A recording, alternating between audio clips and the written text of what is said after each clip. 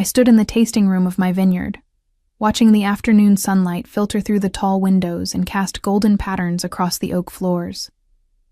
The room smelled of earth and fermenting grapes, a scent that had become as familiar to me as my own heartbeat. 7 years ago, I had purchased this property with everything I had saved from my career in agricultural consulting. The vineyard sprawled across 42 acres of rolling hills in Napa Valley, a dream I had nurtured since childhood when I first tasted wine at my grandfather's table. My family had thought I was insane.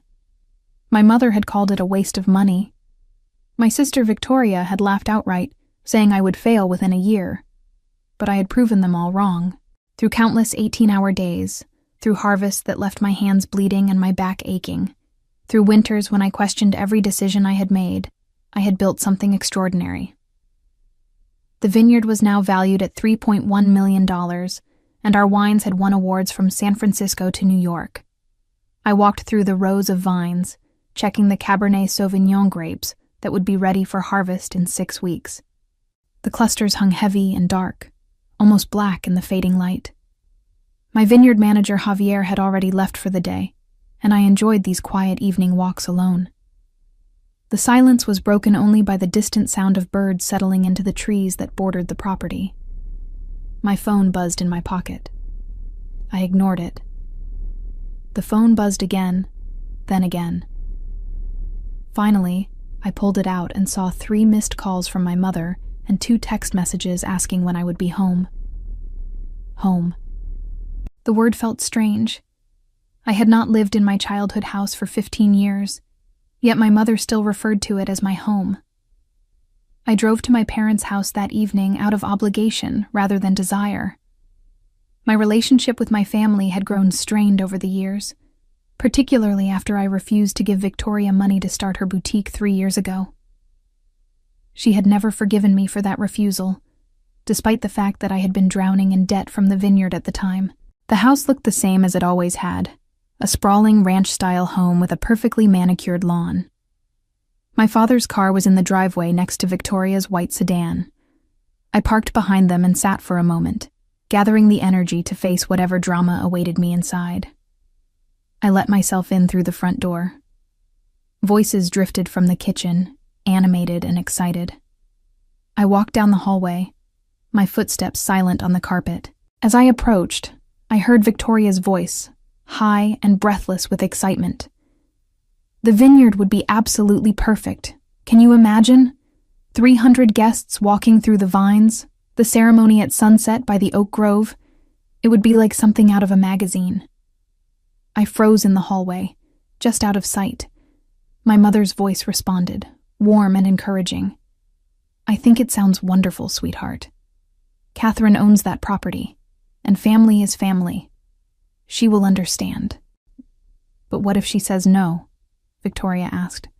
You know how she is, always so uptight about her precious vineyard. She will not say no, my mother said firmly. That land is shared family property in spirit, if not on paper. We raised her to understand family obligations. She has no choice but to say yes. I felt my stomach drop. I stood completely still, barely breathing, as they continued planning Victoria's wedding at my vineyard. They discussed guest counts, catering options, tent placements. They talked about using my tasting room for the reception, my private residence for Victoria to get ready, my carefully cultivated grounds as their personal venue. Not once did anyone suggest asking me first. My father's voice joined the conversation. We should probably mention it to Catherine soon. The wedding is only 3 months away. I will talk to her tonight, my mother said. She will say yes. I am certain of it. I backed away from the kitchen, my mind racing. Part of me wanted to storm in and shut down their plans immediately. But something held me back. I wanted to see how far they would take this, how much they assumed they could simply take from me without asking. I walked into the kitchen with a bright smile. Hi, everyone. Sorry I am late. Traffic was terrible. My mother turned and embraced me, her perfume overwhelming. Catherine, darling, we were just talking about you. Nothing bad, I hope. I said lightly. Victoria smiled at me, the same smile she had used since childhood when she wanted something. Actually, I have the most exciting news. Timothy proposed last month, and we are getting married in October. Congratulations, I said, keeping my voice neutral. That is wonderful news. Thank you. Victoria clasped her hands together. We have been looking at venues, but everything is so expensive or already booked. Then Mom had this brilliant idea. I waited, watching my mother's face. We were thinking, my mother said carefully, that your vineyard would be the perfect location. It is so beautiful, and it would mean so much to have the wedding at a family property. 300 guests, Victoria added quickly. In October, during harvest season. Just imagine how gorgeous it would be. I looked at each of them in turn. My mother's expectant smile, Victoria's eager eyes, my father's uncomfortable expression, as if he knew this was wrong but lacked the courage to say so. Let me think about it, I said. Victoria's face fell. Think about it. Catherine, I am your sister. This is my wedding. I understand that, I said calmly. But October is our busiest season. Harvest happens in October. I have contracts, tours scheduled, a full production timeline. Surely you can reschedule some things, my mother said. Family should come first. I felt the old familiar pressure, the weight of expectations I had carried my entire childhood. My mother had always made it clear that Victoria was the favorite, the beautiful one, the charming one. I was the practical daughter, the one who worked hard and asked for nothing. Even now, standing in this kitchen with my own successful business behind me, I felt like the overlooked child again. I will think about it, I repeated. This is a big decision. What is there to think about? Victoria's voice rose. I am not asking you to pay for anything, just to use the space. Just the space, I echoed. 300 people walking through my vineyard during harvest, using my facilities, accessing my private property. It is not like you are using it that day, Victoria said. I almost laughed. The audacity was breathtaking. Actually, I am using it every day. It is a working vineyard, not a venue. My mother stood and walked over to me, placing her hand on my arm. Catherine, sweetheart, I know you have worked hard on that property. We are all very proud of you. But family is more important than business. Victoria only gets married once. This day is special. I hope she only gets married once, I said dryly. Given the divorce rates, one can never be certain. That is not funny, Victoria snapped. I was not joking. I pulled my arm from my mother's grasp. I said I will think about it. Can we please talk about something else? The rest of the dinner was tense. Victoria barely spoke to me. My mother kept bringing up wedding details, each comment a subtle pressure tactic. My father ate in silence, occasionally glancing at me with what might have been sympathy. I left as soon as I could politely escape, claiming an early morning at the vineyard. In my car, I sat with my hands on the steering wheel, trying to process what had happened. They had already planned the entire wedding at my property before even asking me. The entitlement was staggering. Over the next week, the pressure intensified. My mother called daily. Victoria sent long text messages about how hurt she was by my hesitation. Even my Aunt Rosemary, whom I had not spoken to in 2 years, called to tell me how selfish I was being. It is just one day, Rosemary said. One day out of your life to make your sister happy. It is not just one day, I explained for the 10th time. It is weeks of preparation, disruption to my operations, liability issues, insurance concerns. This is my business. Always so focused on money, Rosemary said disapprovingly. You know, Catherine, success means nothing if you have no family to share it with. I hung up on her. The following Tuesday, I returned to my vineyard after a meeting in the city to find my mother's car parked near the tasting room. My stomach sank. I had not given her permission to visit, and she certainly did not have a key to the property. I found her walking through the vines with Victoria and a woman I did not recognize. They were deep in conversation, gesturing at different areas of the vineyard. I approached slowly, my anger building with each step. "Mom, Victoria, what are you doing here?" They turned, and my mother smiled brightly. "Catherine, perfect timing. This is Helena, our wedding planner. We were just showing her the space, without asking me first." "We did ask you," Victoria said. "You said you would think about it. We assumed that meant yes." "You assumed wrong." I turned to the wedding planner. "I apologize for your wasted time, but this property is not available for events." Helena looked between us, clearly uncomfortable. "I see. Perhaps I should step outside."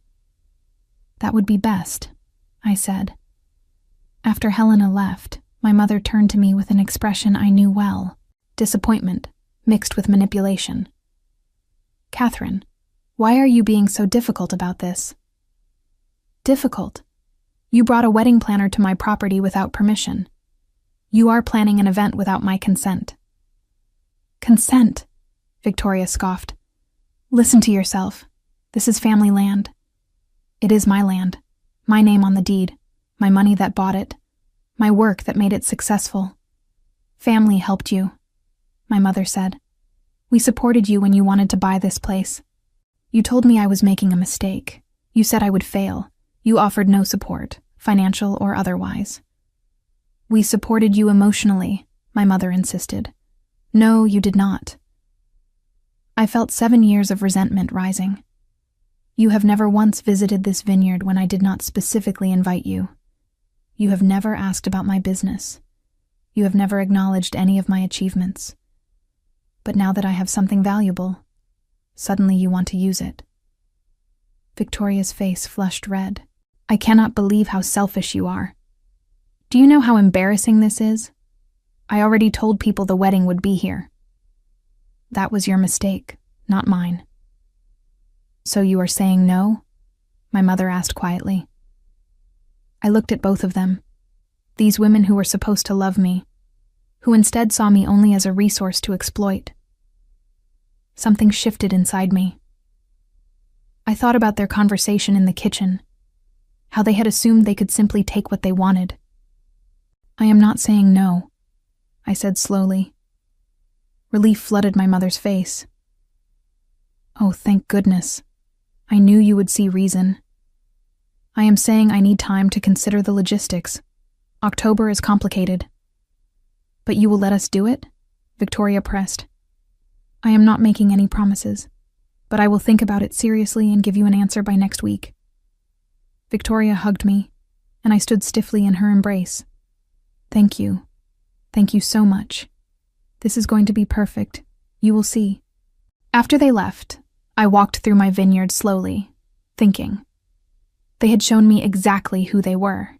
They had assumed, planned, and pushed forward without any real concern for my feelings or my business.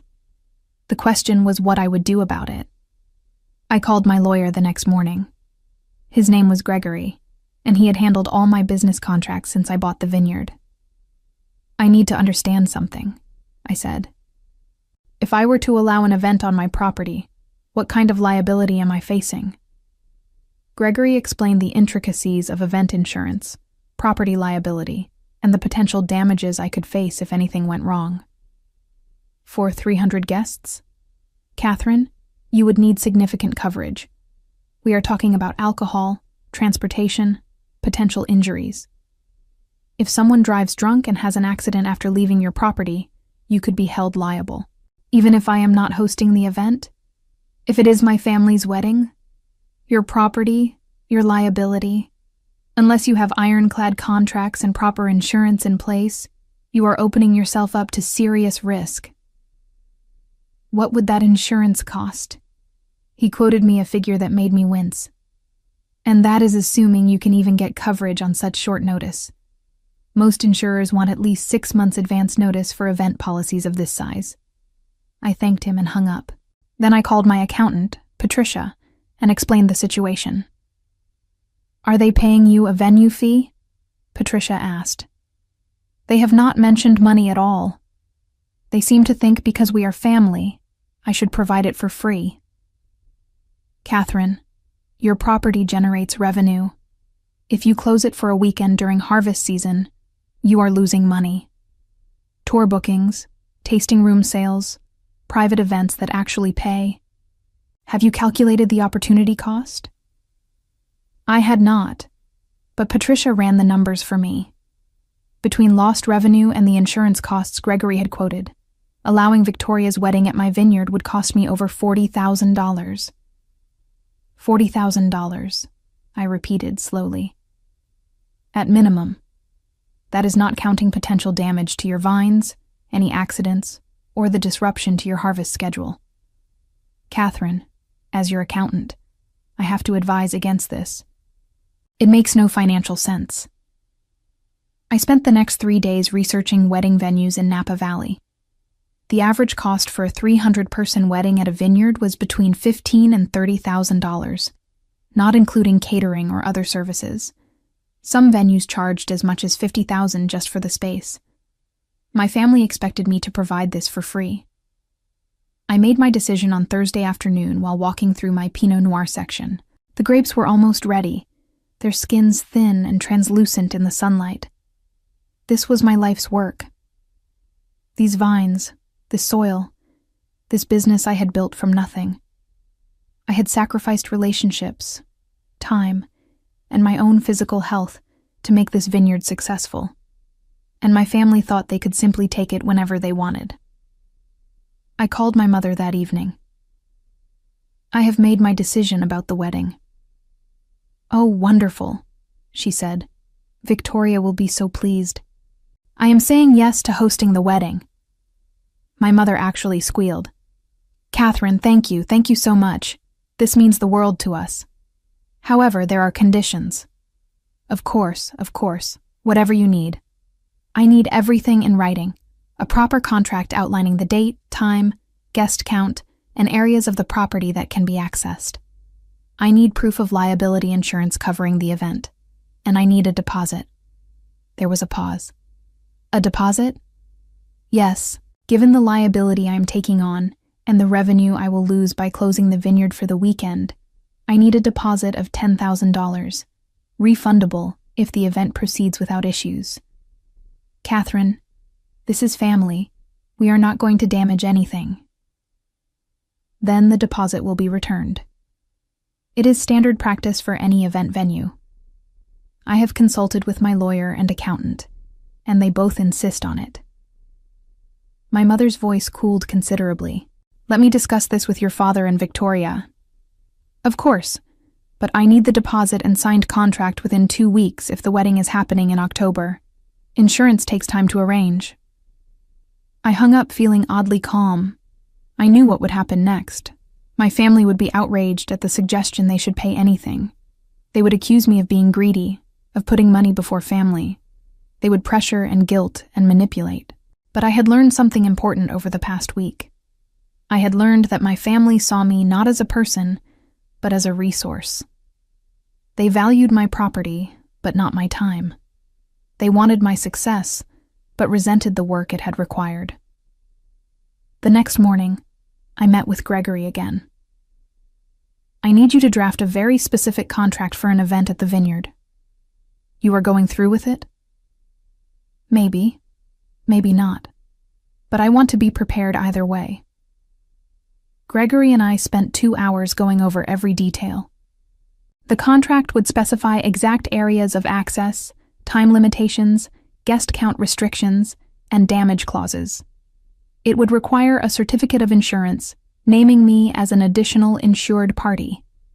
It would include a detailed schedule of events and a clause stating that any deviation from the agreed-upon plan would result in immediate termination of the event. "This is very thorough," Gregory said. "Most families do not require this level of documentation. Most families do not assume they can use your property without asking first." He nodded. "Fair point. I will have this ready for you by Monday." I left his office feeling more in control than I had in weeks. Whatever happened next, I would be ready. My mother called me on Saturday morning. I was in the Vineyard working with Javier on the irrigation system when my phone rang. I almost did not answer, but something told me this conversation would be important. Catherine, we need to talk about this deposit situation. Good morning to you too, Mom. Your father and I are very disappointed. Victoria is in tears. She cannot believe you would charge your own sister for her wedding. I am not charging for the wedding. I am requiring standard insurance and a damage deposit. Any venue would require the same. But we are not any venue. We are family. Exactly. Which makes it even more important to have everything documented properly. If something goes wrong, I do not want family relationships destroyed over money disputes. My mother's voice took on the martyred tone I knew so well. You know we cannot afford $10,000 right now. Your father's business has been slow. Then perhaps Victoria should consider a less expensive venue. There are lovely parks that rent for a few $100s. Parks? Catherine, this is her wedding day, the most important day of her life. How can you be so heartless? I am being practical. Mom, do you have any idea what my property is worth? What could happen if 300 people are walking through it unsupervised? One lawsuit could destroy everything I have built. Nothing is going to happen. You are being paranoid. I am being responsible. Gregory explained the liability issues to me very clearly. Without proper insurance, I could lose everything. Gregory. My mother said his name like a curse. Always hiding behind lawyers and accountants. When did you become so cold, Catherine? Around the time my family started treating my business like their personal playground. She gasped. That is a horrible thing to say. It is the truth. You and Victoria walked through my property with a wedding planner without my permission. You planned an entire event without asking me first. You expected me to hand over my business for free because we share DNA. Family is supposed to support each other. Support goes both ways, Mom. When have you supported me? When I bought this vineyard, you told everyone I was crazy. When I won my first award, you did not even come to the ceremony. When I was working 20-hour days that first year, did you offer to help? Did anyone? Silence on the other end. I am willing to host the wedding, I continued, my voice steady. But I need proper insurance and a deposit. Those are my terms. Take them or find another venue. Victoria will never forgive you for this. Then I suppose she will not forgive me. I hung up and stared at my phone for a long moment. My hands were shaking slightly. I had never spoken to my mother that way before. Some part of me expected lightning to strike or the ground to open up. Instead, the sun continued shining and the birds continued singing. Javier walked over, concern on his face. Everything okay, boss? Family drama, nothing new. He nodded sympathetically. My sister wanted to have her quinceañera here last year. I had to explain that I work here. I do not own it. What did she say? She was mad for about a week. Then she found a nice hall in town and got over it. He paused. Your family will get over it too. I wanted to believe him, but I knew my family better than that. Over the next week, I received a barrage of messages. Victoria sent me long texts about how I was ruining her life. My mother called repeatedly, alternating between guilt trips and anger. Even distant relatives I barely knew contacted me to tell me I was being selfish. The only person who did not contact me was my father.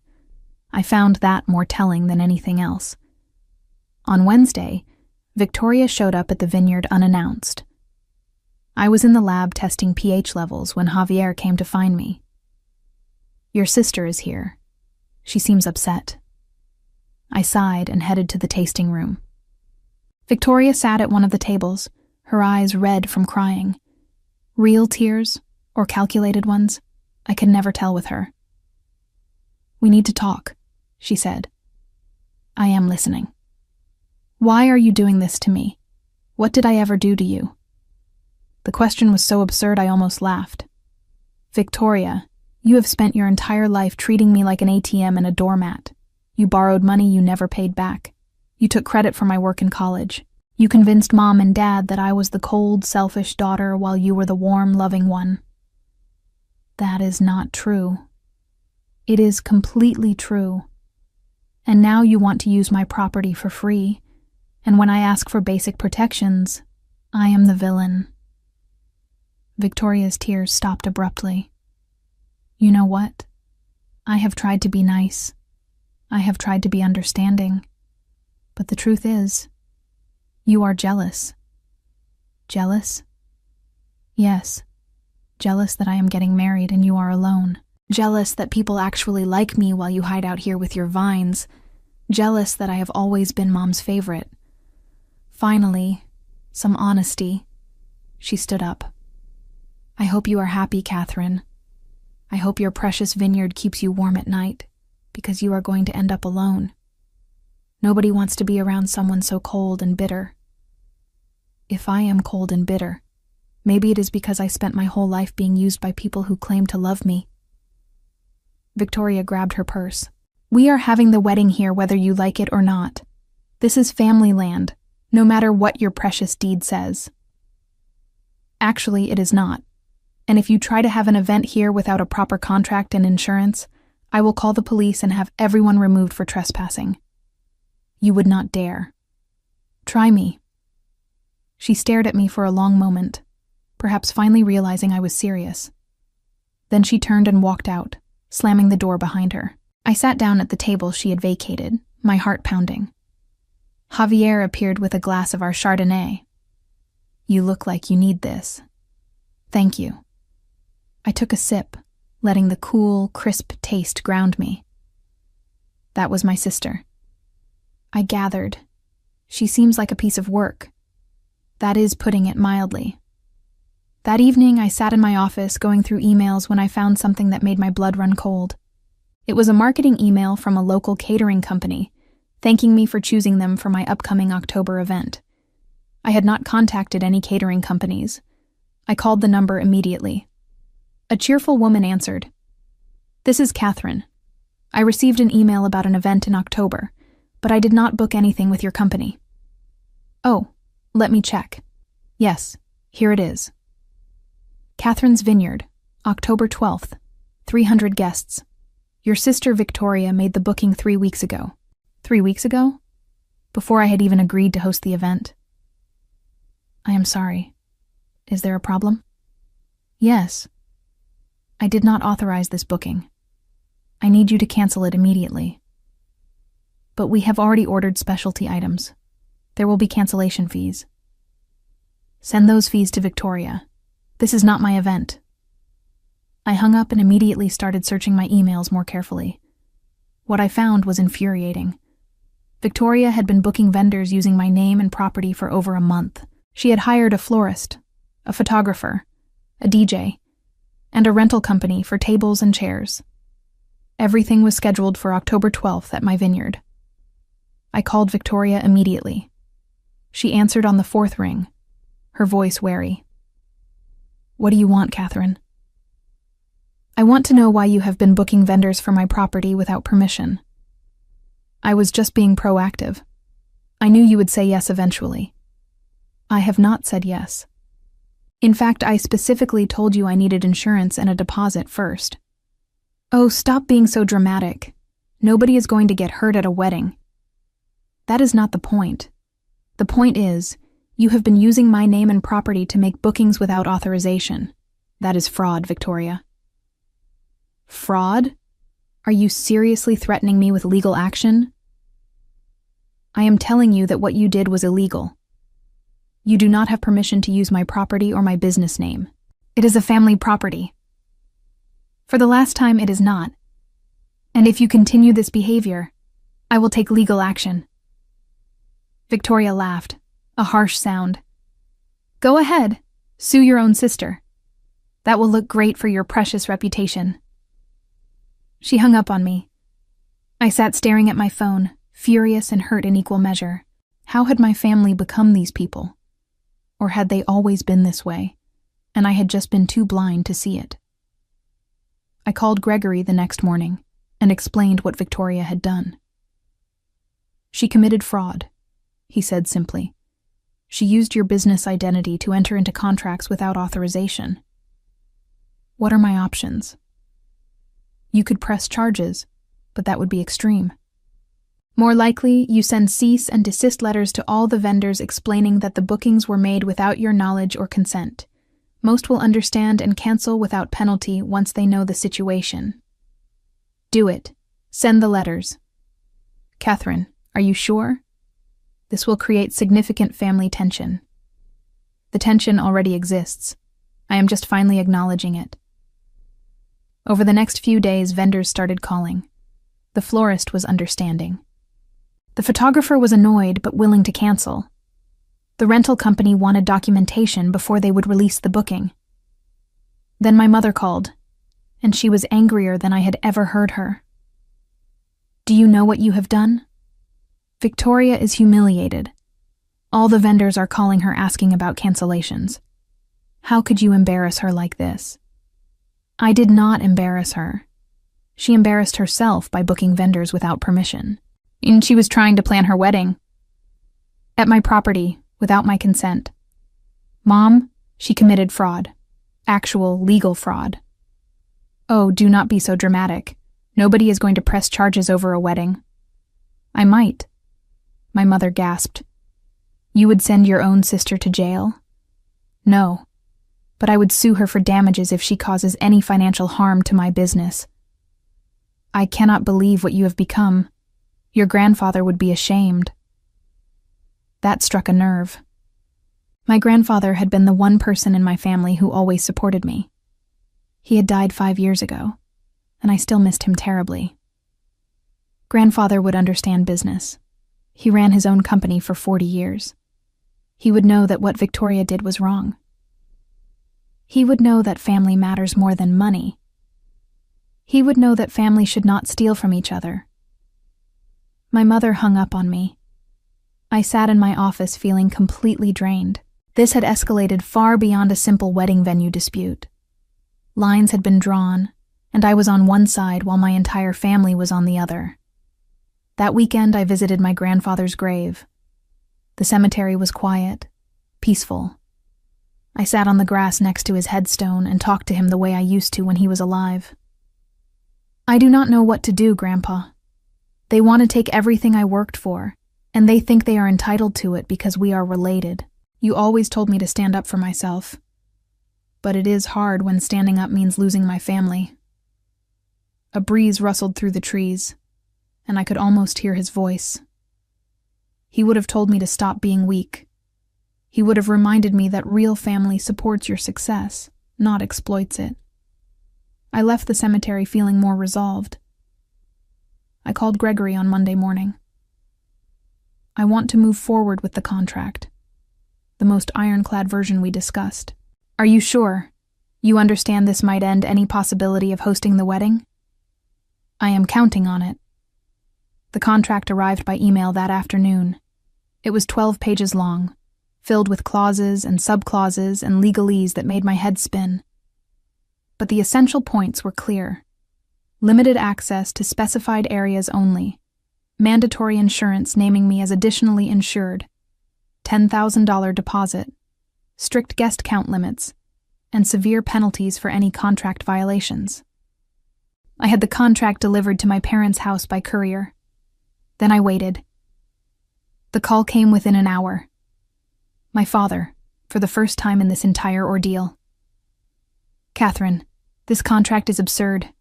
No reasonable person would sign this." "Hello, Dad. Nice of you to finally get involved. Your mother has been handling this, but I have been kept informed. This contract is insulting. It is standard for any venue.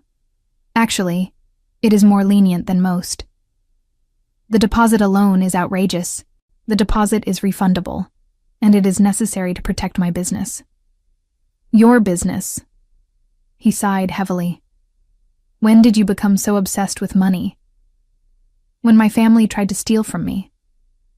"Nobody is stealing anything. We are trying to have a wedding. At my expense. Dad, have you even looked at what this would cost me? The lost revenue, the insurance, the liability? Do any of you care about that? My father was quiet for a moment. When he spoke again, his voice was careful. Your mother and Victoria seem to think that because we are family, you should want to do this for free. And what do you think? Another pause. I think they should have asked you properly from the beginning, but I also think you could be more flexible. I have been flexible. I agreed to host the wedding. I just need proper protections in place. $10,000 is a lot of money, Catherine. It is also a lot less than I could lose if something goes wrong. Dad, why are you all so opposed to treating this like any other business transaction? Because you are not any other business. You are our daughter. Victoria is your sister. Then maybe Victoria should treat me like a sister instead of a free venue. My father sighed again. I will talk to your mother. But Catherine, I do not think this is going to end the way you want it to. How do I want it to end? With everyone happy and together. That ship has sailed. He hung up, and I sat staring at my computer screen. He was right. There was no outcome where everyone ended up happy. Either I caved to their demands and resented them forever, or I held firm and lost my family. Neither option felt like winning. Days passed. September arrived with cooler temperatures and the first hints of autumn color in the trees. The grapes were entering their final ripening stage, and I spent long hours in the vineyard checking sugar levels and planning the harvest schedule. I heard nothing from my family for 2 weeks. No calls, no texts, no surprise visits. It was the longest I had gone without contact since moving out of their house, and the silence was both relieving and unsettling. Then, on September 15th, my mother called. We agree to your contract. I almost dropped my phone. What? We talked to a few other venues, and they all require similar things. We understand you need to protect your business. Victoria is willing to pay the deposit. Victoria is willing to pay? Yes. She has been saving money from her job. She can cover the $10,000. I felt suspicious immediately. This was too easy, too convenient. And the insurance? We have a meeting with an insurance broker next week. Everything will be handled properly. Mom, I need this in writing. The signed contract, proof of insurance, and the deposit before I confirm anything. Of course. Victoria will bring everything by next Friday. After she hung up, I sat in my office feeling deeply uneasy. This sudden capitulation made no sense. My family did not give up that easily, especially Victoria. Something was wrong, but I could not identify what. I called Gregory. They agreed to the contract. That is good news, is it not? I am not sure. It feels too convenient. Maybe they realized you were serious. Maybe they understand this is the only way to have the wedding at your property. Maybe, but I have a bad feeling about this. Trust your instincts. But also, if they sign the contract and provide insurance, you are protected. That is the whole point of having a contract. He was right. I was protected. The contract was bulletproof. Even if they tried something, I had legal recourse. Friday came. Victoria arrived at the vineyard at exactly 2 p.m., carrying a folder. She looked different, more subdued. Her usual confidence seemed diminished. I have everything you asked for, she said, setting the folder on my desk. I opened it. The contract was signed by Victoria and my parents. There was a certificate of insurance from a reputable company, with me listed as additionally insured. And there was a cashier's check for $10,000. This all looks in order, I said slowly. Good. So we are confirmed for October 12th? Assuming the insurance company does not find any issues, yes. Victoria nodded. She looked like she wanted to say something else, but did not. Instead, she turned to leave. Victoria, wait. She stopped but did not turn around. Are we okay? You and me? She turned then, and her expression was cold. We are contractually obligated to be okay. Is that not enough for you? I meant as sisters. Did you? She tilted her head. Because it seems like you have made it very clear that business comes before family. That is not fair. You are the one who tried to use my property without permission. And you are the one who could have just said yes. You could have made this easy, but you had to make it about money and lawyers and protecting yourself. She shook her head. We will never be okay again, Catherine. You made sure of that. She left, and I sat holding the folder, feeling hollow. I had won. I had the contract, the insurance, the deposit. I was fully protected. So why did it feel like I had lost something important?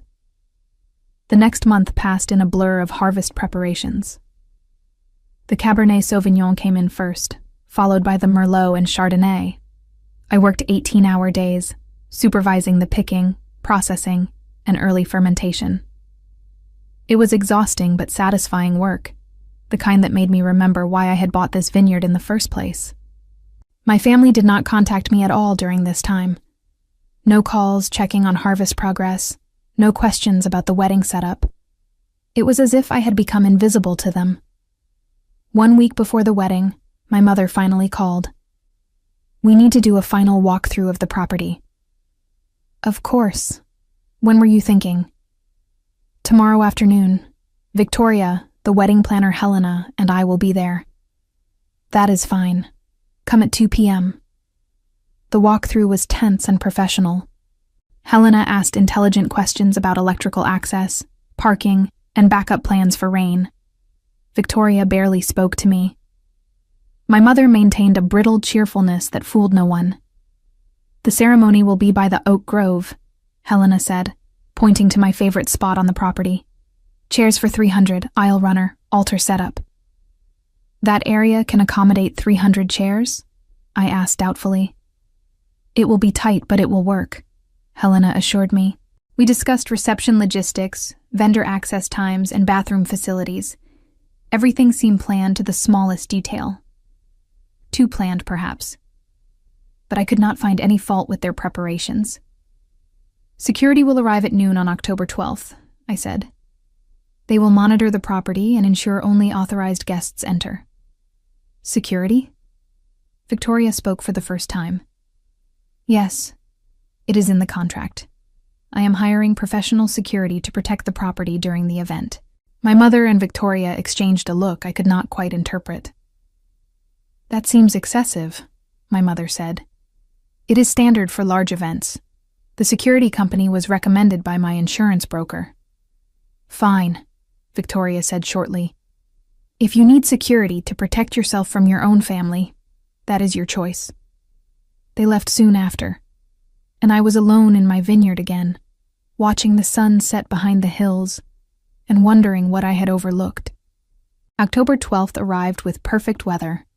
Clear skies, mild temperatures, just enough breeze to be comfortable. Wedding weather, people would call it. I stood in my office at 6 a.m., drinking coffee and watching the sunrise paint the vines gold. The security team arrived at noon as scheduled. There were 6 of them, all wearing professional uniforms and carrying radios. The head of security, a woman named Patricia, reviewed the property layout with me. We have guards at the main entrance, the service entrance, and 2 roving patrols, she explained. Nobody gets on the property without checking the guest list. Perfect.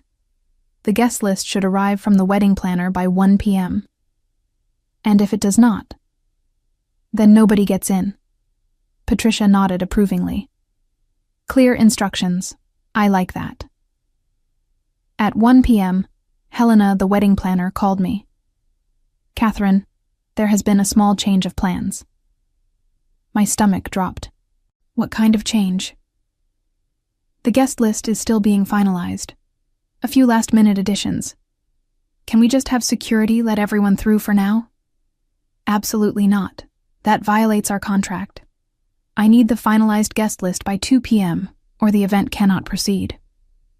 Catherine, be reasonable. It is just a few names. The contract specified 300 guests maximum. If you cannot provide a list confirming you are within that limit, I have to assume you are exceeding it. This is ridiculous. You are being deliberately difficult. I am enforcing the contract that your client signed. Guest list by 2 p.m. Helena, or I will cancel the event. I hung up and immediately called Gregory. I think something is wrong. What happened? I explained about the guest list. Gregory was quiet for a moment. Catherine, have you considered that they might be planning to ignore your guest limits? How would they do that? Security will not let anyone in without the list, unless they try to overwhelm security. If they tell more than 300 people to show up, what will your 6 security guards do? The possibility had not occurred to me. They would call the police for trespassing. Yes, but by then, damage might be done. People could be on your property, walking through your vines. So what do? Wait for the guest list. If it does not arrive by 2 p.m., follow through on your threat. Cancel the event. At 2 p.m., no guest list had arrived. I called Helena again and got voicemail. I called Victoria and got voicemail. I called my mother, and she answered on the first ring. Catherine, please do not do anything rash. Where is the guest list? There has been a misunderstanding about the guest count. How many people are invited? My mother hesitated. 500. I actually laughed, a bitter sound. 500? The contract specified 300 maximum. We know, but we could not cut the list down. Everyone is family or close friends. Then you need a different venue. My property cannot safely accommodate 500 people. Catherine, the wedding starts in 4 hours. You cannot cancel now. I can, and I will. You violated the contract. The event is canceled. You will destroy your sister's wedding day over a technicality? No. You destroyed your sister's wedding day by lying about guest counts and trying to force me to accommodate double what we agreed on. I hung up and called Patricia. Nobody gets on this property. Not for a wedding, not for anything. If people show up, they are trespassing. Understood. What if they claim they have permission? They do not. I am the owner, and I am explicitly denying access. By 3 p.m., cars started arriving. I watched from my office window as vehicle after vehicle pulled up to the main gate. Patricia and her team turned them all away.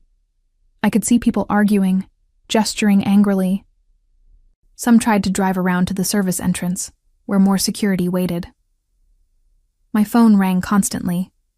Victoria, my mother, my father, relatives whose names I barely recognized. I ignored them all. Instead, I called my lawyer. They tried to bring 500 guests, I told Gregory. Then you were right to cancel. Catherine, I want you to document everything. Take photos, videos, anything that shows you tried to enforce a reasonable contract and they violated it. I started recording from my window. The parking area at the entrance was filling with cars. People in fancy clothes stood around looking confused and angry. I saw Victoria arrive in a white limousine. Saw her face when security told her she could not enter. Even from a distance, I could see her fury. Then things got worse. A large rental truck arrived, presumably with tables and chairs. The driver argued with security, trying to explain he had a delivery. Patricia stood firm. No access. A catering van. A florist van. The DJ's truck. All turned away at the gate. My mother called me, her voice shaking. Catherine, there are 300 people standing outside your vineyard. Victoria is in her wedding dress. The photographer is here. Please let them in. You told me 500 guests. I exaggerated. It is only 350. Please. The contract said 300 maximum. You agreed to that limit. We could not cut 50 people from the list. They are all important. Then you should have found a venue that could accommodate 350 people. Or you should have been honest with me from the beginning. Catherine, I am begging you. Please do not do this. You did this, Mom. Not me. You knew the rules, and you chose to break them. She is your sister, and you are both liars. I ended the call. At 4 p.m., the chaos at the gate was reaching a peak. Some guests were giving up and leaving. Others were still arguing with security. I saw Timothy, Victoria's fiancé, looking devastated in his tuxedo. Part of me felt sorry for him. He seemed like a decent person caught up in my family's dysfunction. Then I saw Victoria do something that erased any sympathy I might have felt. She tried to climb the fence, actually attempted to scale the 6-foot barrier in her wedding dress. Security stopped her, and she screamed at them. I could not hear the words from my office, but I could see her rage, her entitlement, her absolute certainty that she should get what she wanted regardless of rules or agreements. My father appeared and pulled her away from the fence. They had an animated argument, his hands gesturing, her face twisted with anger. Finally, she turned and walked back to the limousine. Guests continued leaving. By 5 p.m., most had given up. By 6 p.m., the parking area was almost empty. A few stragglers remained, probably hoping for a last-minute change of heart that would never come. I walked outside for the first time since morning. The sun was setting, painting the sky in shades of orange and pink. The vines rustled in the evening breeze. My beautiful, peaceful property had been completely untouched by the chaos that had raged at its borders. Patricia approached me. That was intense. Your family does not take no for an answer. No, they do not. For what it is worth, you did the right thing. We counted at least 400 people who tried to get in. If you had let them all access your property during harvest season, someone would have been hurt. Thank you. I appreciate you and your team holding the line. After security left, I sat on my porch and watched the last light fade from the sky. My phone had stopped ringing. The silence felt heavy, loaded with consequences I was only beginning to understand. The next day, I woke to find my phone full of voicemails and text messages. Most were from relatives telling me I was cruel, heartless, selfish. A few were from people I did not even know, friends of Victoria who felt compelled to share their opinions about my character. I deleted them all without listening. My mother called at 10 a.m. I considered not answering, but curiosity won. I hope you are proud of yourself, she said without preamble. I am proud that I protected my business and enforced a contract you signed. You humiliated your sister in front of everyone she knows. The story is all over social media. People are calling you a monster. People who do not know the full story. What full story? That you refused to let your sister's wedding happen because of a guest count difference?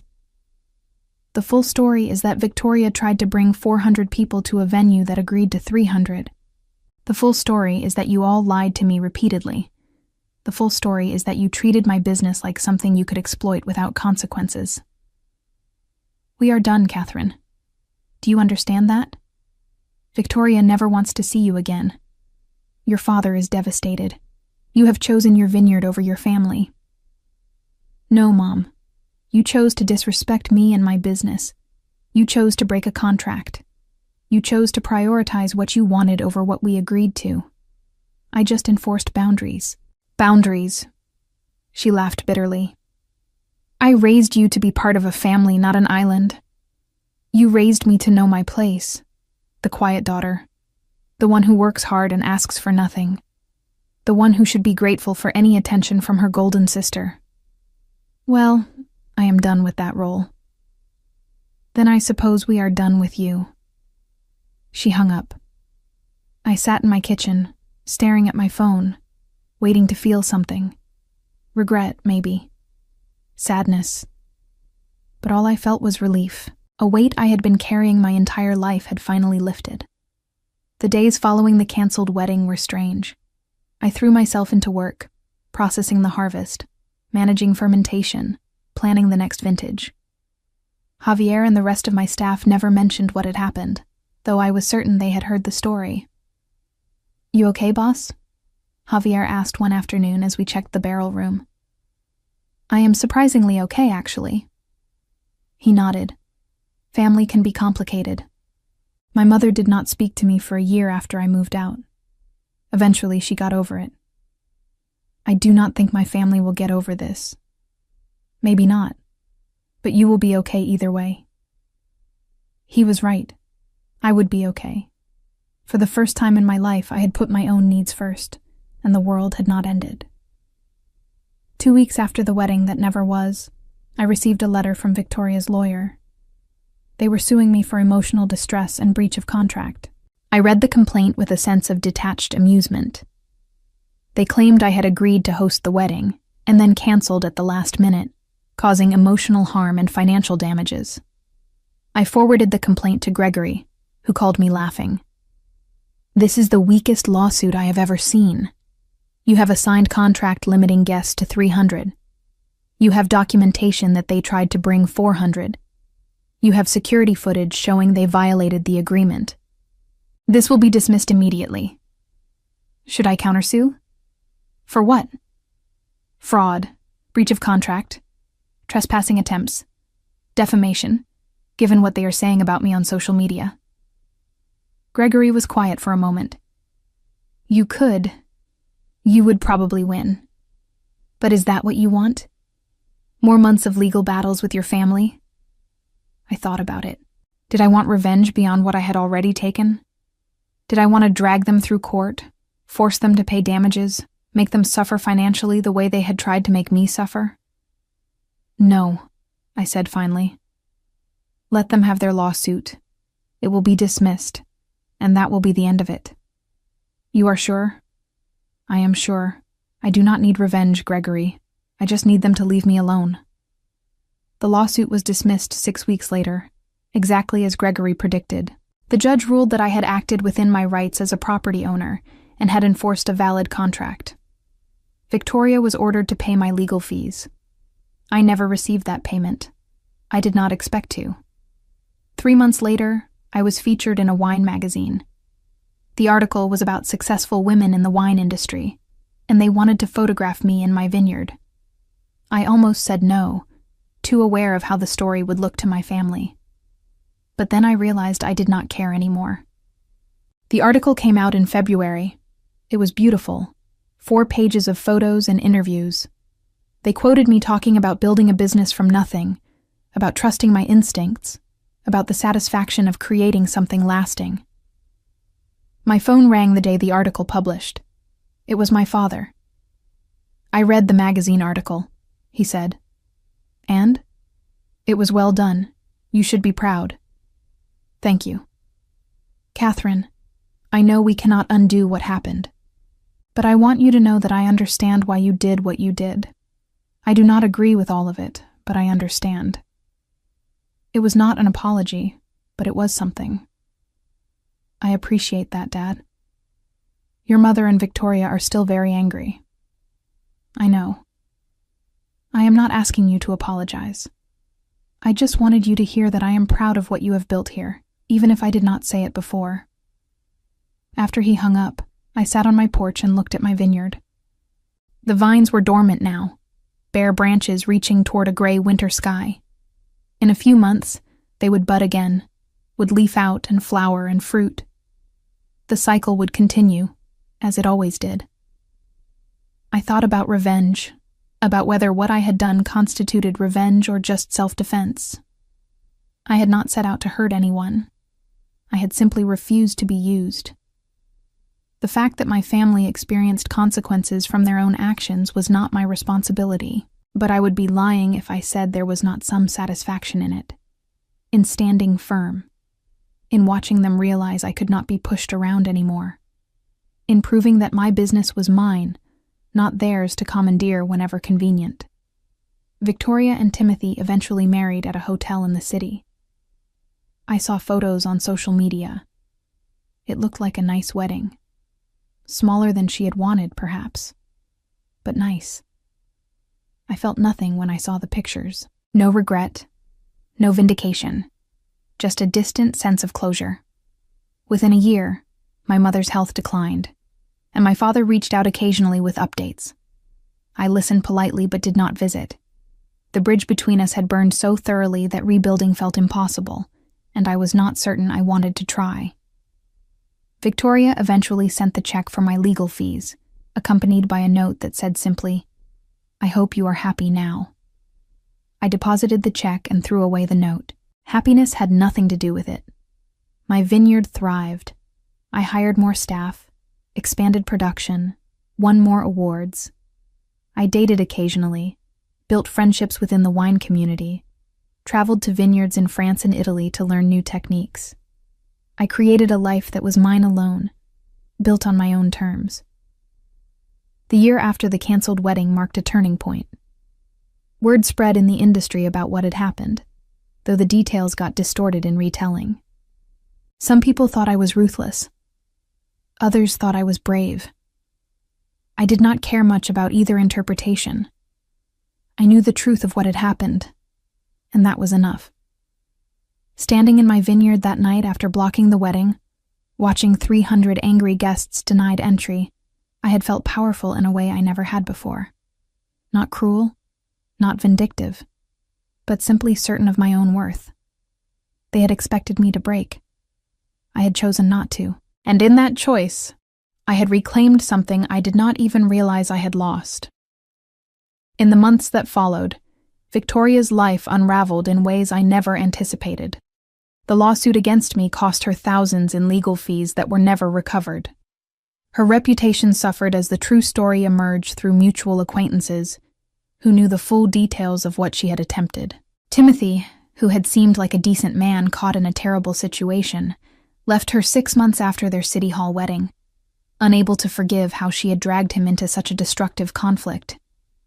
She lost her job at the marketing firm after the stress affected her performance, and her social circle shrank as friends tired of her constant complaints and blame-shifting.